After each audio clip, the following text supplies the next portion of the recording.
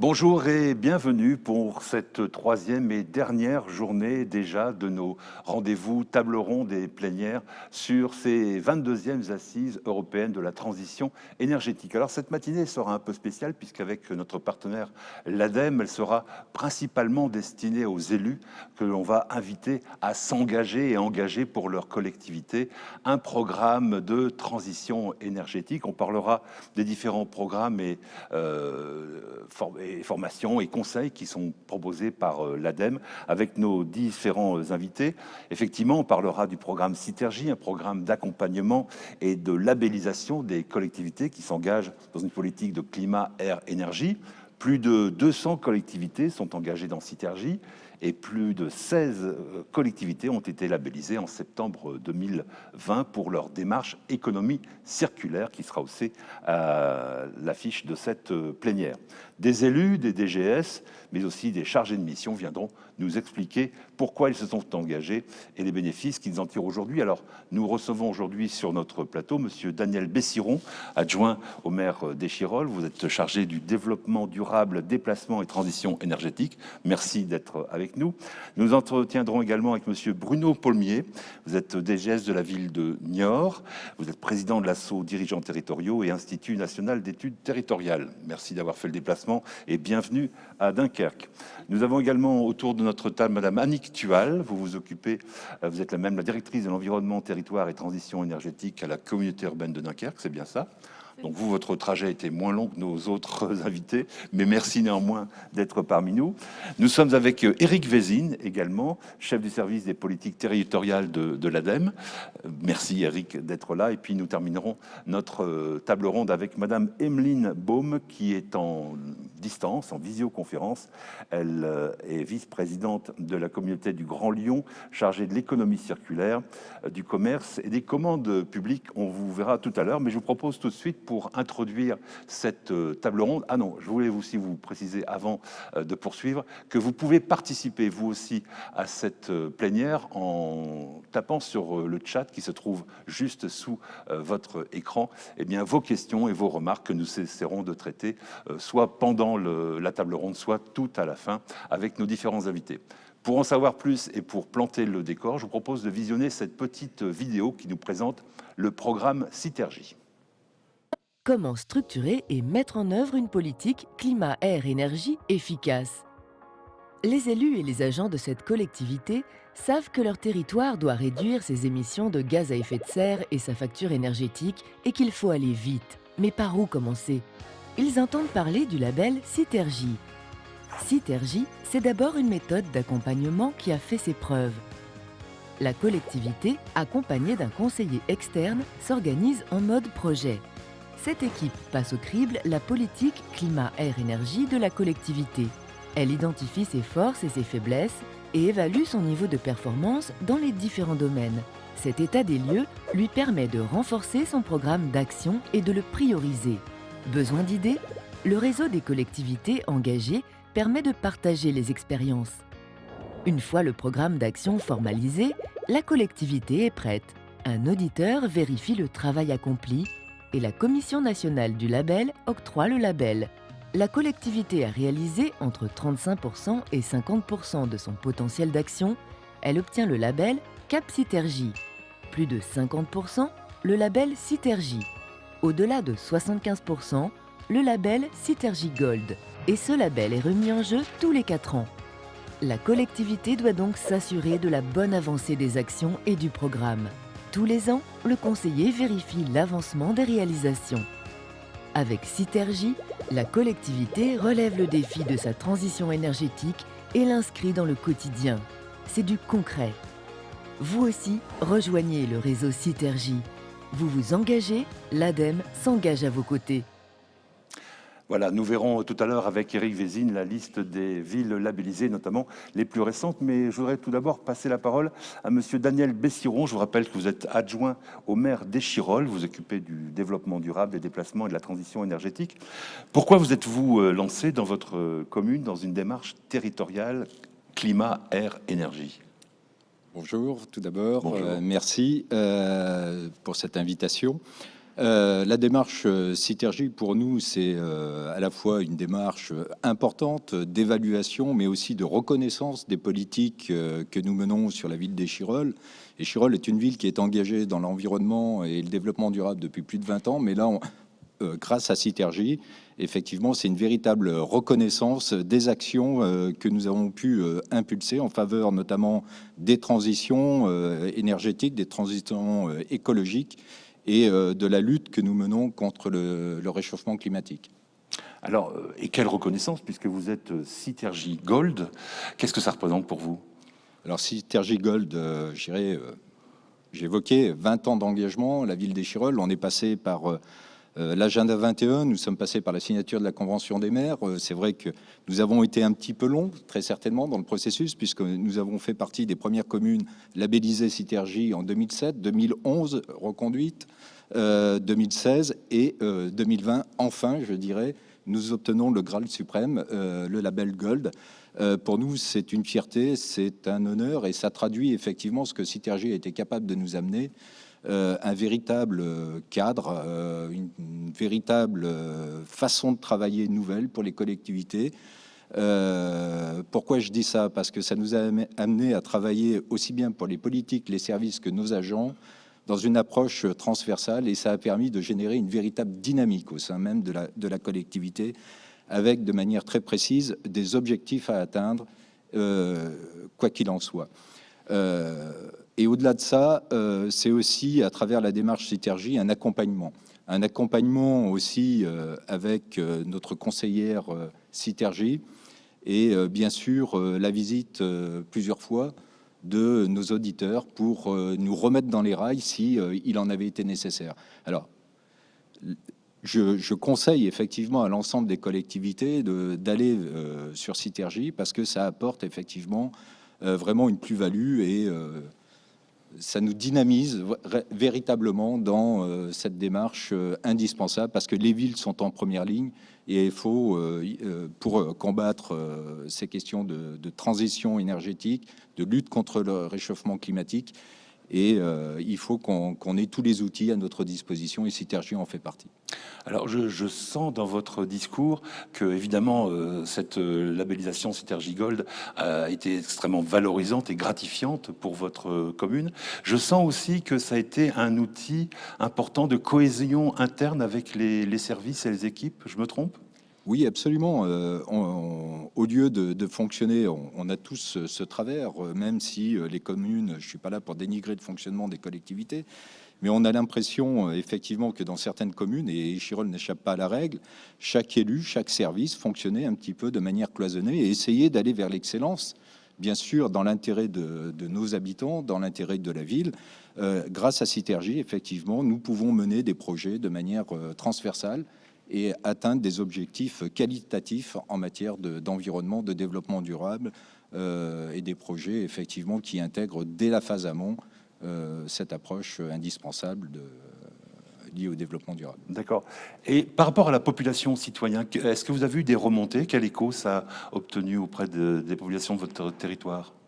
Au niveau des populations, je dirais bien sûr qu'il y a un impact puisque la ville d'Échirolles est engagée sur tous les champs, si je peux me permettre, que ça soit la rénovation thermique, que ça soit les questions de déplacement, que ça soit les questions de rénovation urbaine. Nous avons rénové plusieurs quartiers dits populaires. Nous avons un projet de rénovation important dans le cadre de l'ANRU, la rénovation des villes neuves qui se mène en étroite collaboration, pour pas dire en partenariat avec la ville de Grenoble. C'est un projet qui, au-delà de la simple rénovation, doit être traité en écoquartier. On attend cette labellisation d'écoquartier, mais ça démontre bien l'ambition de la ville d'Échirolles pour aller, y compris sur de la rénovation urbaine aussi, et d'intégrer ces volets-là. Très bien, ben merci beaucoup, Monsieur Bessiron, puis bravo pour ce Citergy Gold. C'est pas gagné, hein, vous savez que c'est remis en jeu. Hein. C'est remis en jeu, et puis voilà, je dirais qu'aujourd'hui, obtenir le label de Citergy Gold, c'est un point d'étape. Il faut qu'on puisse continuer. Si je peux me permettre quelques mots supplémentaires. Permettez-vous, je vous en prie. Grâce à Citergy Gold, nous avons aussi traité des questions d'îlots de chaleur. à l'échelle de la ville. Nous avons fait une caractérisation des îlots de chaleur et nous avons lancé un véritable plan de végétalisation à l'échelle de notre commune qui nous a amené d'une part à ramener la présence de l'eau dans certains quartiers, mais aussi à impulser la création d'un parc urbain de plus de 23 000 mètres carrés. Et puis, je dirais aussi à commencer à désimperméabiliser des cours d'école qui, l'exemple que j'ai à l'esprit, une cour d'école de 8 000 mètres carrés, voilà, importante. Alors, ça sera au profit, bien sûr, de nos enfants, mais je dirais que cette cour d'école de 8 000 mètres carrés, c'est une plus-value, mais qui apportera aussi des choses intéressantes pour les habitants de ce quartier. Voilà. Et puis, nous avons aussi des efforts considérables dans le domaine des déplacements, et notamment des déplacements de nos propres services, où aujourd'hui, nous nous sommes engagés avec la métropole de Grenoble dans la mise en place de la ZFE, zone de faible émission. Merci beaucoup, Monsieur Boussiron. On vous retrouvera peut-être tout à l'heure, au moins peut-être pour les questions que vous pouvez lui poser sur le chat de ce débat, de cette table ronde. Alors, on est ce matin avec vous pour vous encourager, Monsieur Boussiron le rappelait il y a un instant, pour inciter les villes à adopter ces programmes. Le message s'adresse aussi aux directeurs des généraux des services. Je vous propose de regarder une deuxième vidéo sur la promotion de ce programme Citergie auprès des collectivités locales.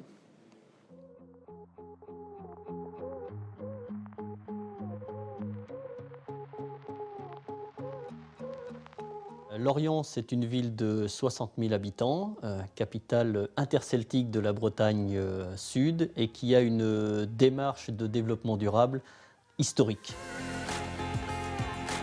La métropole de Lyon, c'est 59 communes, 1 400 000 habitants et la métropole est labellisée Citergie depuis 2014. La ville de Vitry-le-François et la communauté de communes, nous avons obtenu cette labellisation CAP Citergie en 2018.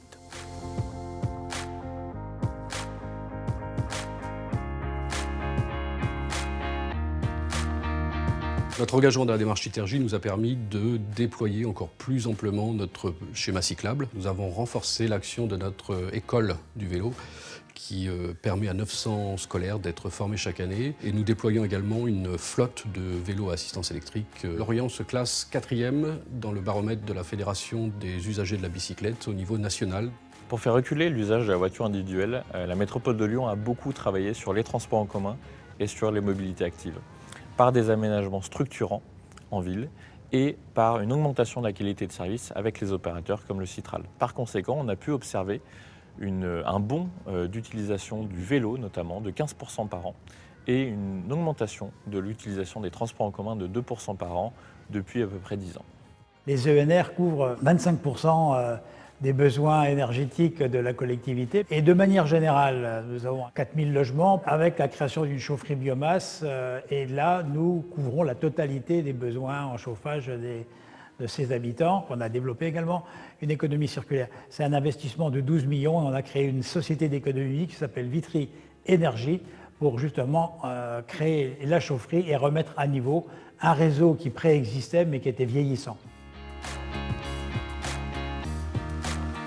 Ce conseiller Citergie extérieur nous a permis d'avoir un véritable regard sur notre politique ou nos politiques publiques en matière d'énergie. Ça définit un cadre avec un véritable guide et surtout une démarche d'amélioration continue qui nous permet de travailler avec l'ensemble des services concernés pour améliorer nos consommations d'énergie. Le label Citergie, ça a été une occasion unique au précédent mandat de travailler les transversalités, de se challenger et de travailler l'éco-responsabilité des politiques publiques. Nous savons que nous avons une marge de progression importante sur le patrimoine bâti, aussi sur nos commandes et sur les achats publics, qui sont des cibles principales sur lesquelles nous aurons à travailler dans cette nouvelle mandature pour progresser encore grâce à ce label Citergie. Cela nous a permis de prendre conscience encore plus qu'avant de l'importance du réseau de chaleur qui traverse et qui irrigue la ville de Vitry. Cela a permis aussi de mettre en mouvement et de sensibiliser nos propres services municipaux et communautaires qui, dans tous les domaines du développement durable et des économies d'énergie, ont ainsi pris conscience et mis en œuvre un certain nombre d'actions.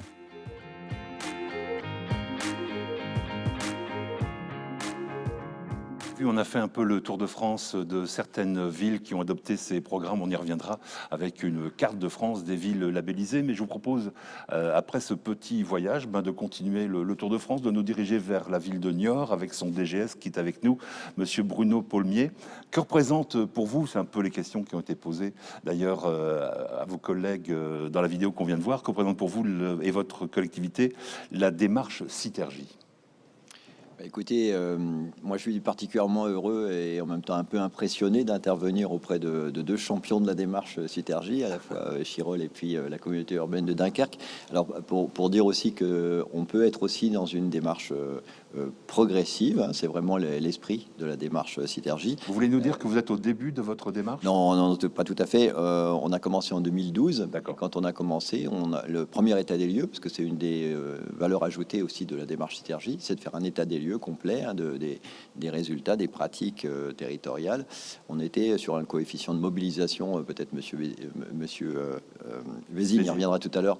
On était sur un coefficient de mobilisation de notre potentiel de 34%, et puis maintenant on a atteint presque 57 ou 58%, donc en progression continue. Peut-être dire franchement que on a besoin d'une approche globale. Je crois que Monsieur le maire adjoint des Chirolans en parlait tout à l'heure. On a besoin d'avoir une démarche globale sur un territoire. Alors la communauté d'agglomération du Niortais porte le PCAET. Et nous, la ville de Niort, on porte une démarche qui s'appelle Niort Durable 2030 et qui est inspirée des 17 objectifs de développement durable de l'ONU, directement déclinés. Alors, une des briques opérationnelles de cette politique décloisonnée, systémique, générale et ambitieuse, c'est le volet énergie porté par la démarche Citergie. Moi, ce que je retiens particulièrement comme plus-value de la démarche, c'est d'abord peut-être un outil de connaissance structurée. Avec une méthodologie éprouvée, avec une précision, avec une volonté d'enregistrer progrès par progrès, démarche par démarche. Et peut-être la deuxième dimension, c'est un plan d'action sur l'existant qu'on peut immédiatement combiner avec une recherche d'audace, voire même de disruption par rapport à des situations existantes. Je vais prendre un exemple très concret sur notre éclairage public. On est entré dans le dossier de l'éclairage public par la volonté de mettre aux normes les points lumineux, puisqu'ils ne passaient pas l'épreuve des normes à renouveler. Et puis, on en est venu à parler de trame noire. On en est venu à parler avec les élus de possibilités d'extinction nocturne de l'éclairage public, de suppression de points lumineux qui n'étaient pas forcément obligatoires, etc. Et donc, on a complètement revu notre démarche d'éclairage public avec des résultats qui sont très spectaculaires aujourd'hui. On est sur une hypothèse, les travaux sont en train de se terminer, de moins 72% de consommation d'énergie sur l'éclairage public. Donc, vous voyez, c'est un résultat très, très significatif avec aussi une amélioration de la biodiversité. Donc, on part de l'existant sur les bâtiments et puis on évolue aussi vers la recherche d'amélioration de notre approvisionnement en énergie renouvelable. Alors, soit on l'achète, soit on la produit. La production en ville, c'est quand même un peu plus compliqué, mais on y travaille et avec des méthodes aussi d'analyse qui sont avancées. Alors, je vais citer aussi deux dimensions concrètes. On a, nous aussi, travaillé sur les îlots de chaleur, les îlots de fraîcheur. Franchement, pour ceux qui connaissent pas, c'est très intéressant, c'est spectaculaire les écarts de température qu'il peut y avoir, notamment maintenant avec les épisodes de canicule. Hein. Ça peut aller jusqu'à combien les moins 7, moins 8 degrés entre un endroit qui est exposé à une restitution de chaleur nocturne à cause des matériaux, l'absence de végétalisation, ou au contraire la désimperméabilisation et la végétalisation. Donc c'est très important, particulièrement la nuit, et par rapport aux épisodes caniculaires qu'on va voir malheureusement se renouveler dans l'avenir. Donc on a travaillé là-dessus, on a travaillé aussi avec les habitants, c'est-à-dire qu'on communique aussi cette cartographie auprès des habitants. Et puis on a développé donc un programme qui s'appelle Canopée, où on prévoit de planter 60 000 arbres puisqu'on a 60 000 habitants. Donc là aussi, pas n'importe comment, avec une organisation et une association des habitants des conseils de quartier. Et puis, on a aussi élaboré un cahier des charges de prescription technique environnementale de la ville de Niort, là aussi en discussion entre les élus et les services, et en décloisonnement des expertises, qui nous permet à la fois d'intégrer un ensemble de domaines concernant les aménagements. J'en prends un par exemple, les questions de santé. Vous connaissez peut-être la démarche d'évaluation d'impact en santé, qui sont des démarches extrêmement intéressantes et qui permettent aussi de piloter des aménagements de manière très différente de ce qu'on aurait pu imaginer au départ avec les modes classiques. Voilà, donc ce cahier des charges environnementales s'applique à l'ensemble de nos actions municipales, mais peut être aussi devenir progressivement pris en charge par les investisseurs privés, lotisseurs, etc., qui pourraient intervenir sur notre territoire. Alors, j'avais envie de vous demander pourquoi vous vous êtes engagé. Bon, pourquoi on imagine assez bien, il y a cette impression ambiante générale qu'il faut de toute façon aller vers une démarche beaucoup plus écologique et de transition. Mais au-delà de cette simple envie, quel a été le point de départ de s'engager, parce que c'est un engagement avec un programme fort et une mobilisation forte. À Niort, notre entrée très traditionnelle, très historique, c'est la biodiversité. Oui. Parce que on est la plus grande ville de France située dans un parc naturel régional, et puis celui du Marais Poitevin. Et la présence de la trame verte et bleue est vraiment très importante et très attachée à la qualité du cadre de vie. Et en même temps, on était une ville marquée par la place de la voiture. Donc trop importante, trop majeure, arriver à piétoniser, restituer une qualité, une ville plus apaisée, plus sensible pour les habitants, et puis en même temps travailler sur la reconstitution de ce capital ville-campagne, ville-nature. Donc c'est certainement notre entrée. Mais on n'était pas du coup très bon sur les questions de place de la voiture, d'énergie, de pollution, de bruit, etc. Donc c'est grâce à cette entrée-là qu'on a posé un peu, quoi. On a approfondi notre domaine. Mais je redis aussi, c'est très important le travail en réseau. Nous aussi, on a une conseillère, je la salue au passage, Marie-Luce Saillard, qui nous accompagne depuis le début dans cette démarche. Puis le travail d'échange avec les autres collectivités, c'est très riche, ça nous permet d'avancer ensemble. On a par exemple sur le cahier des charges environnementales travaillé avec les Lyonnais qui avaient ce même type de démarche de leur côté. C'est un petit peu ce qu'on fait ici, même en digital. On permet aux collectivités de se rencontrer, d'échanger leurs expériences.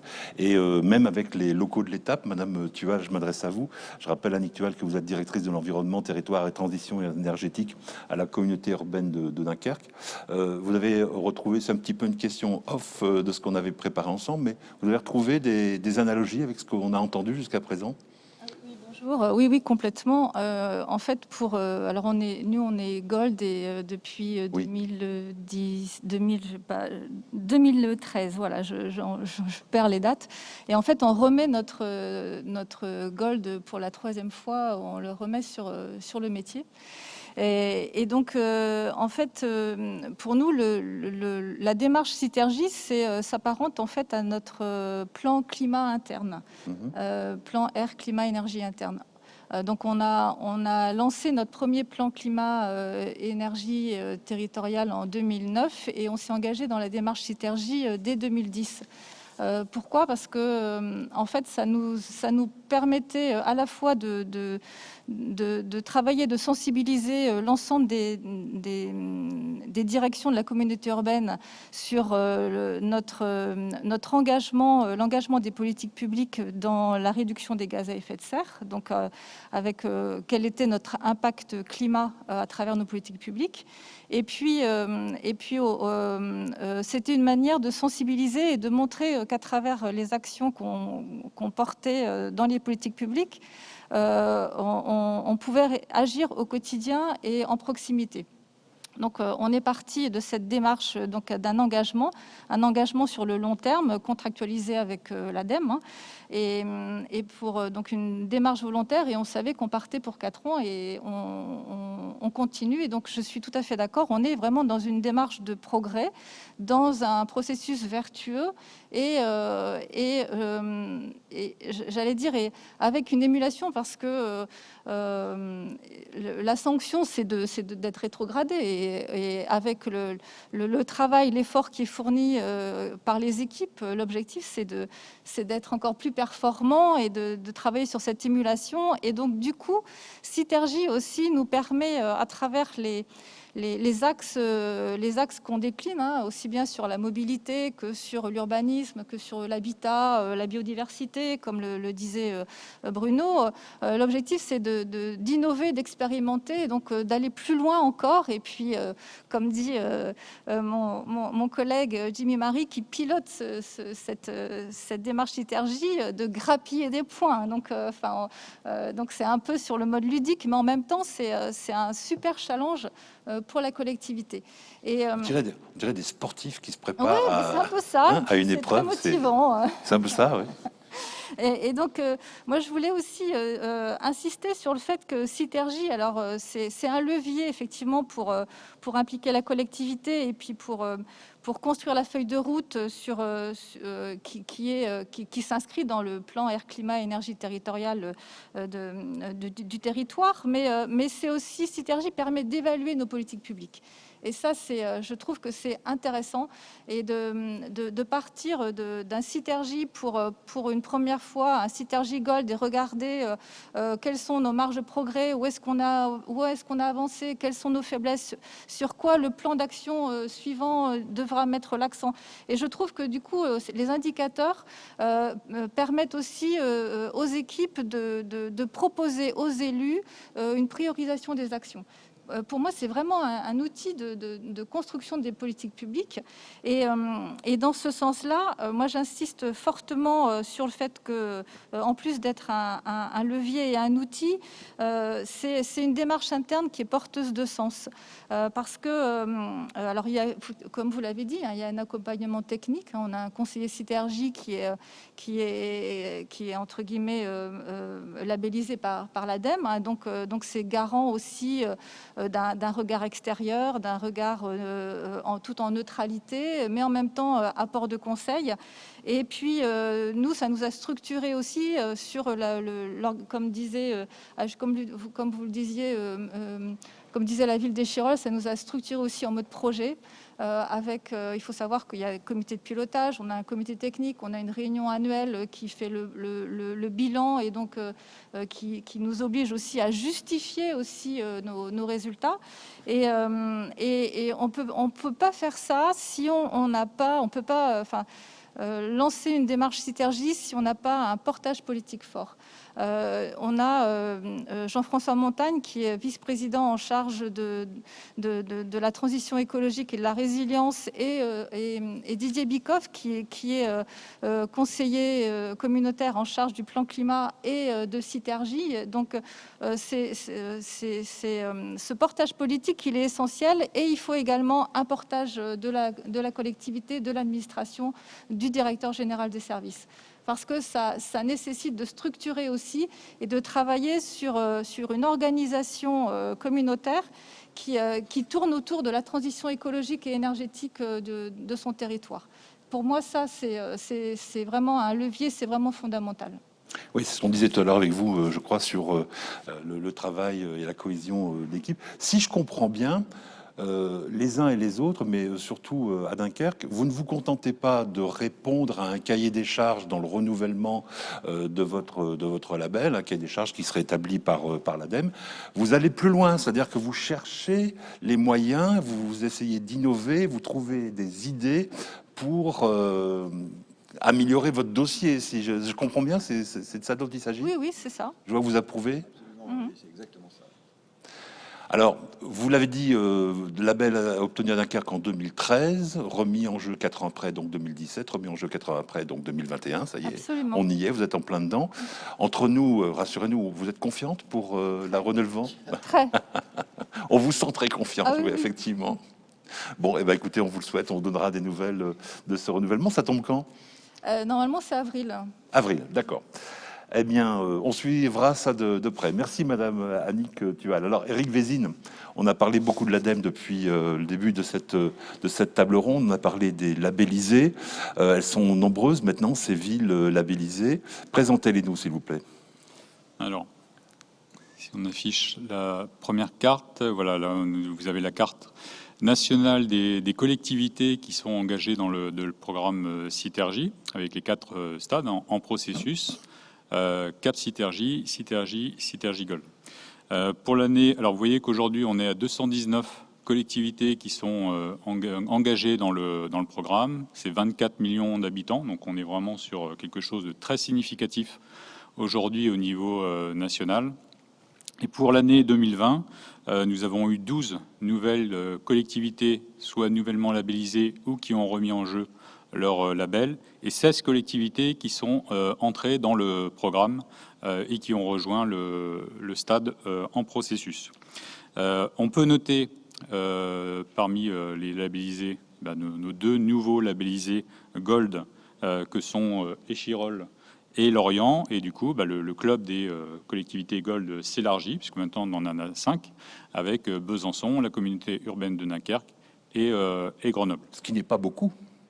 Ça veut dire que le dossier est exigeant pour obtenir ce label? Ça veut dire que c'est exigeant, c'est l'objectif. Si tout le monde était Gold, voilà, ça serait pas. Ça veut dire que le référentiel serait trop faible.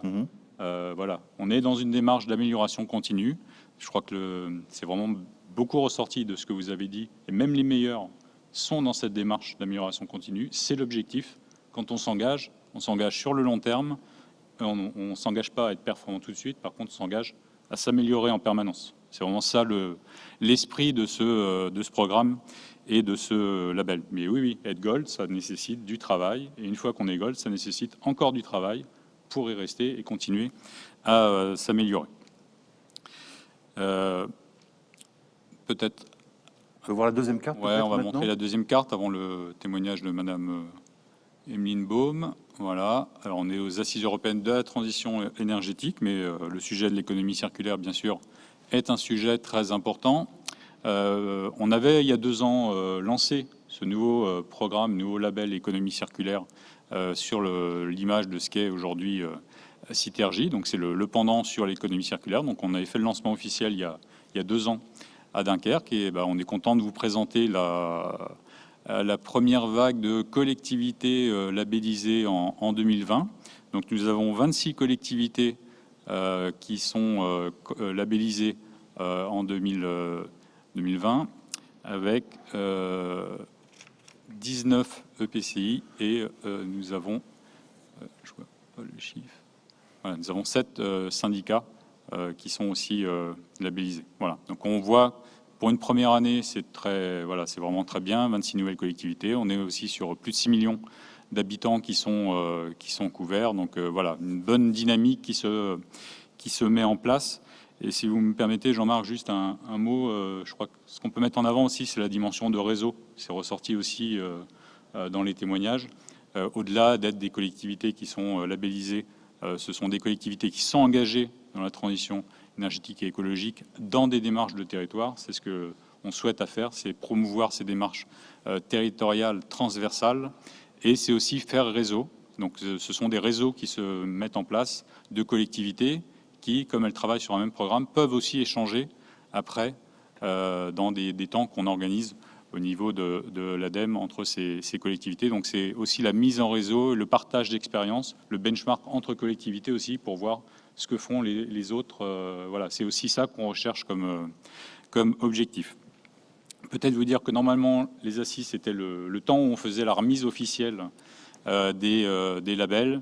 Bon, les conditions cette année font que on a décidé de ne pas le faire virtuellement des remises de labels, puisque l'objectif c'était quand même aussi de mettre en valeur les collectivités, de pouvoir les recevoir, les faire monter sur scène, leur remettre le diplôme. Donc c'est reporté et ça sera reporté soit fin juin lors de la journée nationale Citergie, soit au mois de septembre, le 16 septembre, au colloque que l'ADEME va organiser à destination des élus. On verra suivant les conditions sanitaires quelle date on retiendra. Mais voilà, ce n'est que partie remise.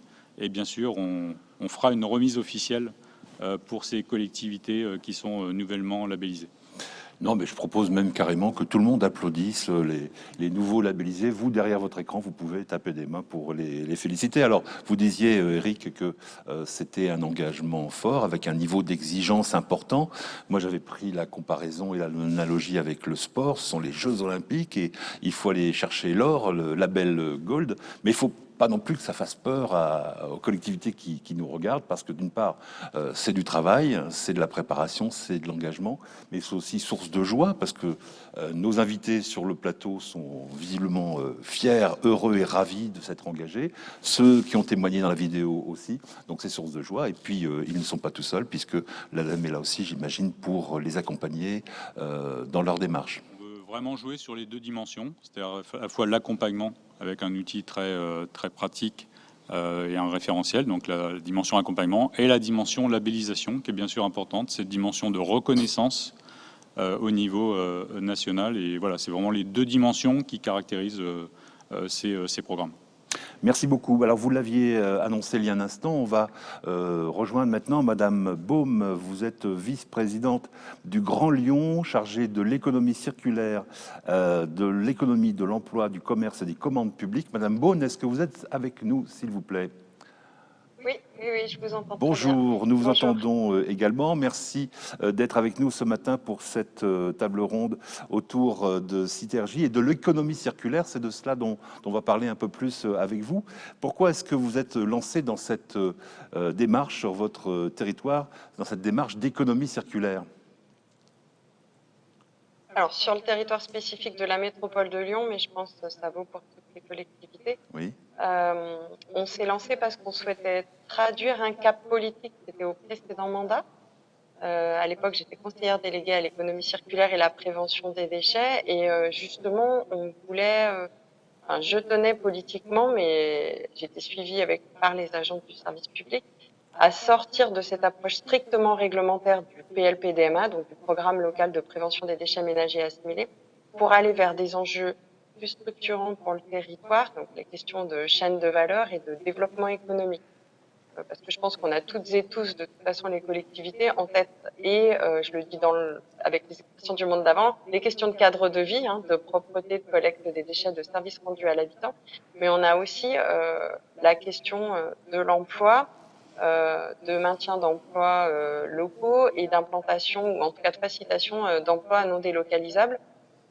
C'était aussi le moment, et l'ADEME a extrêmement bien joué, j'ai trouvé, où commençait à se discuter la loi AGEC. Voilà, donc le pourquoi, c'est vraiment la traduction d'un cap politique et d'expérimenter quelque chose. Après, ça s'est traduit autrement là dans les mois et les années qui s'ouvrent, mais au départ, c'était vraiment ça, c'est traduire un cap politique et voir si on est capable, tout ce que vous avez pointé là préalablement, si on est capable dans une collectivité d'assurer de la transversalité, de sortir de la simple question qui est déjà suffisamment complexe, mais des déchets et de la prévention des déchets, pour aller vers cette question de la circularité matière et matériaux et tirer vraiment le fil jusqu'à l'analyse des chaînes de valeur territoriales. Vous avez évoqué les points communs que ça pourrait avoir avec d'autres villes, d'autres territoires. Pourquoi est-ce que vous recommanderiez à d'autres communes de souscrire à ce programme? Et j'allais dire aussi bien aux petites communes qu'aux grandes agglomérations. Est-ce que ça concerne tout le monde, selon vous?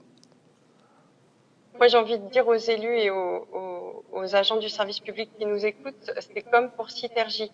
Un label, en fait, c'est surtout une méthodologie qui nous est proposée grâce au travail de co-construction de l'ADEME avec des collectivités il y a quelques années.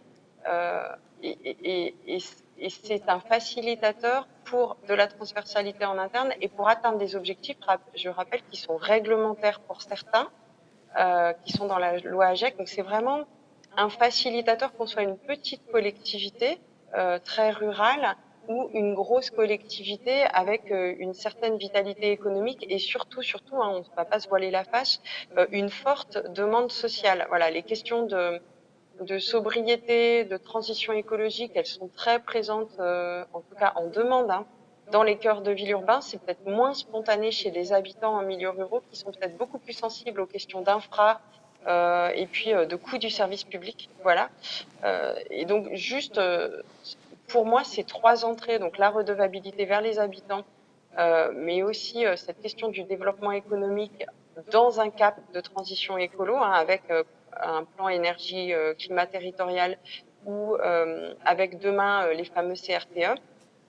De toute façon, ce label, c'est un outil. Et comme vous l'indiquiez tout à l'heure pour Citergy, il faut bien avoir en tête qu'à l'heure actuelle, les collectivités qui sont lauréates, et pour les dernières, elles l'ont su par mail lundi soir, elles sont lauréates pour le premier palier. Et le palier, il mesure l'engagement, la réalité, donc une gouvernance, c'est-à-dire un élu des services, la réalité d'un diagnostic territorial et le respect de la réglementation déchets. C'est pas quelque chose d'inaccessible et vraiment c'est une mise en mouvement. Une fois qu'on est au premier palier, c'est comme pour Citergy, demain on va cheminer ensemble au sein de sa collectivité, en dialogue en général avec la DR ADEME et comme vous l'indiquez, et c'est très important, en partage et en dialogue avec ce réseau de collectivités, que ce soit côté agent public, côté élu, et il y a j'allais dire un collège, en tout cas moi que je tenais à évoquer, c'est aussi les acteurs de l'économie sociale et solidaire, les acteurs privés, les bailleurs, enfin vous l'avez plus ou moins amené tout à l'heure. Voilà, ce label, il permet aussi de la coopération territoriale, pas uniquement qu'entre collectivités. Ça permet d'amener du dialogue avec des promoteurs, enfin voilà, c'est un outil pour moi. Merci beaucoup, Madame Baume, pour votre témoignage en direct de Lyon. On vous souhaite une bonne journée. Vous restez un petit peu avec nous parce qu'on arrive. Merci à vous. Oui, j'écoute. On arrive à la fin de notre rendez-vous. Déjà, le temps passe vite. On va essayer de consacrer quand même quelques minutes à répondre à quelques questions qui nous ont été posées sur le chat. Pourquoi, par exemple, cette question, pourquoi 2 labels? Quels sont les points communs? Quelles sont les différences? Vaste question. Eric, est-ce qu'on peut répondre en quelques secondes? Oui, pourquoi 2 labels? Parce qu'aujourd'hui, effectivement, un des labels Citergy est consacré aux démarches climat, air, énergie. Donc on est vraiment sur les questions de gaz à effet de serre, d'énergie, et puis d'adaptation au changement climatique. Et puis ce nouveau label économie circulaire, plutôt autour de la question des déchets, des ressources.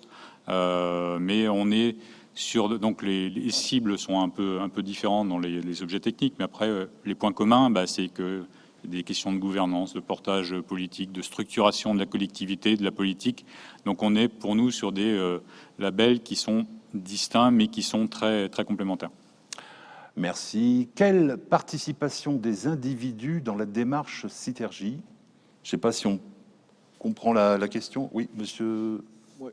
Bession. Je veux bien en dire un mot. Je crois que les individus, c'est des citoyens, c'est des usagers du service public, c'est des utilisateurs de bâtiments, c'est aussi des usagers de la voie publique, et ce sont des élus et ce sont des agents.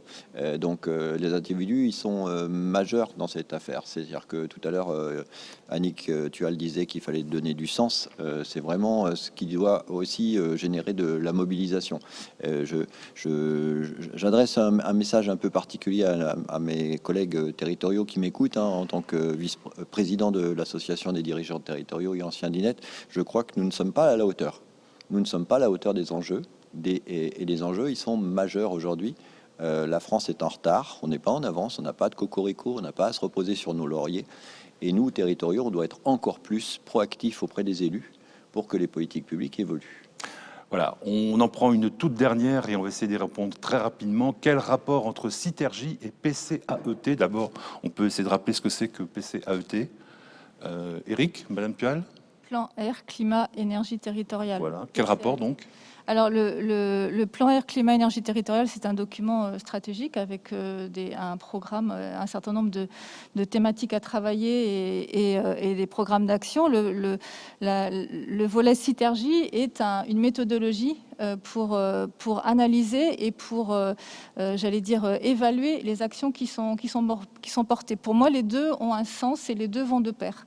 Comment dirais-je, le programme, enfin le dispositif Citergy rentre dans les détails. Il y a des fiches actions, il y a des référentiels, il y a il y a des thématiques et des domaines d'intervention. Donc, il est pour partie il est sur une partie du plan du PCAET, mais pas en totalité. Le PCAET est un document de stratégique et de programmation. Très bien, merci beaucoup. J'ai vu aussi défiler une question sur le rapport entre Citergy et économie circulaire. Je crois qu'on peut dire, pour schématiser, que ça se complète, que c'est complémentaire, et que vous pouvez trouver toutes ces informations. N'oubliez pas sur le net, avec le site assise-énergie.net, et puis aussi le salon virtuel qui vous est proposé, qui répondra à bon nombre de toutes vos questions. Mesdames, messieurs, merci beaucoup de votre participation à cette table ronde. Je vous donne, merci à vous de l'avoir suivi, je vous donne rendez-vous dans un peu moins d'un quart d'heure maintenant, à 11h. Nous allons revoir un autre rendez-vous avec les programmes SAR et le réseau FAIR. C'est des outils, des moyens pour vous permettre, vous aussi, vous les élus qui êtes avec nous ce matin, de vous engager dans cette démarche de transition énergétique. À tout de suite.